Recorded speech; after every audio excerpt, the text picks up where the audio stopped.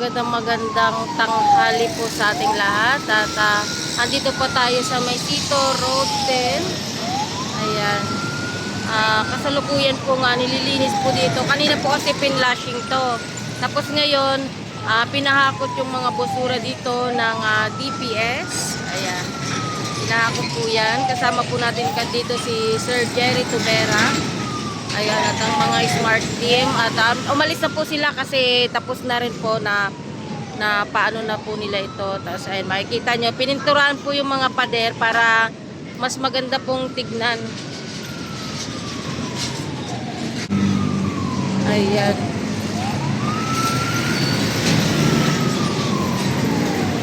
Kasama natin ang ating kapulisan dito sa may R10 Sito Road. Yun ang tawag na. Ito, nagpipintura po sila. Poison din po yung gamit dito. Ayan. Nawala kasi kanina, napanood ko to, sobrang kapal nung putik niya. Ngayon, pinalinisan to dito para yung pader mapinturahan ng maayos para pag dumaan ka rito sa R10 ay maganda tignan yung mga ano dito.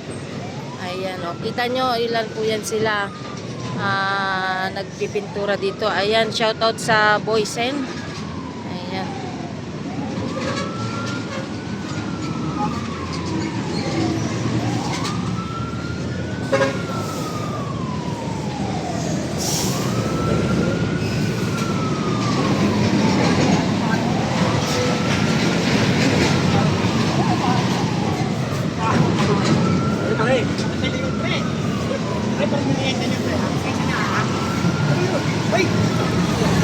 Saglit mo lang ito. Ayan, meron ding nagpa-flashing doon banda. Ayan, ganito po siya pag wala po siyang pintura.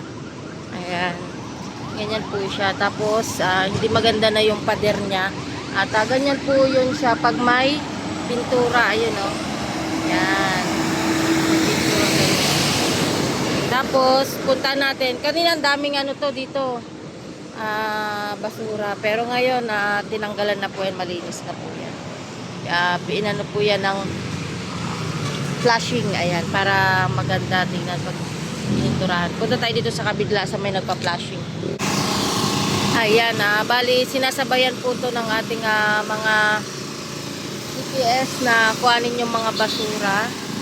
Dahil may mga kalat-kalat din po na naiiwan pa sa basura.